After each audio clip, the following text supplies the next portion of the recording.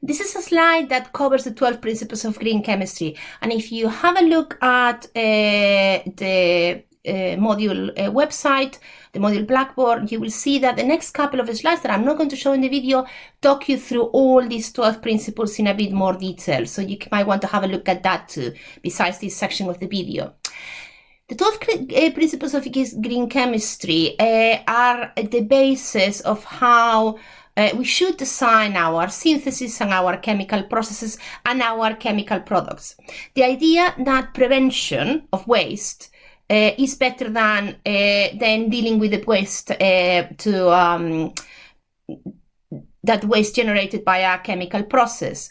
Atom economy. So the idea, and I will talk about this atom economy in further slides, the idea that when you have reagents that make it into products, most of the atoms of that reagent go into making the products, that they are not byproducts and loads of wasted products that you don't want for the synthesis of your compound. That the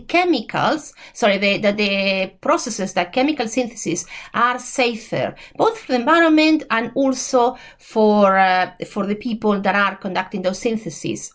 That the chemicals themselves, the products that you make, are safer both for the environment and the people that are going to use them. So the concept that that chemical product is going to be used by people, it's going to be released in the environment. How can you make sure that that chemical is safe so we don't end up with unexpected, unintended consequences, like, for example, the fact that DDT seemed to be so safe as a pesticide, but then it turned out to have huge environmental, ecological impacts.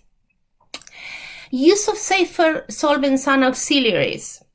So the solvents you use, or if you need, for example, to add some chemicals to help with the process, but they are not going into the making of the compound, that those solvents and those auxiliary chemicals are safe, that they are as safe as possible for the people handling them and also for the environment. Like, for example, try to aim to do synthesis in water rather than an organic solvent. Energy efficiency, that as much as possible the processes happen at room temperature, at ambient temperature, at atmospheric pressure, and that if it's necessary to add some energy, if you need to heat up, etc., that is at the lowest possible temperature, that there's no need to minimize the amount of energy involved in making that product. If at all possible, use renewable resources, so you don't deplete the resources, so the synthesis is more sustainable. If at all possible, reduce derivatives. That might be a concept that you're not familiar with, but in many cases, when you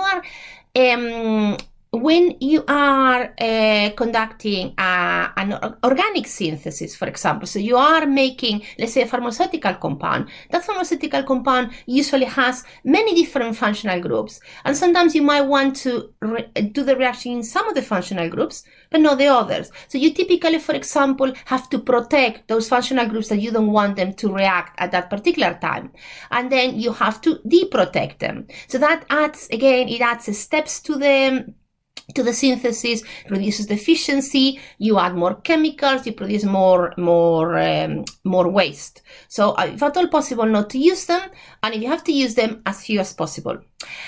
The use of catalysts, because they're not consuming the reaction, so you can reuse them over and over again, are preferred than the use of stoichiometric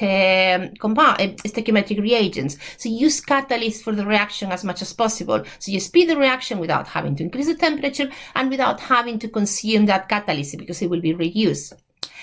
Do you think about the end of life of your product? So what's going to happen when it gets released into the environment, into the real world? How will it degrade, and what will those degradation products be environmentally friendly?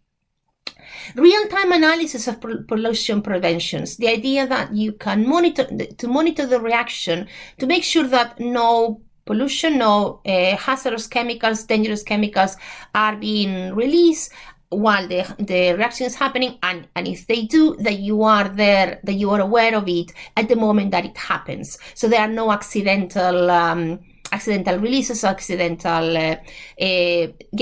releases. And finally, accident prevention, linked to the previous one, not having accidental release of harmful chemicals, but also preventing accidents, preventing that accidents to happen in the first place. So both the people working in that process, let's say that chemical plant, the environment, and the people living near that chemical plant are all safe.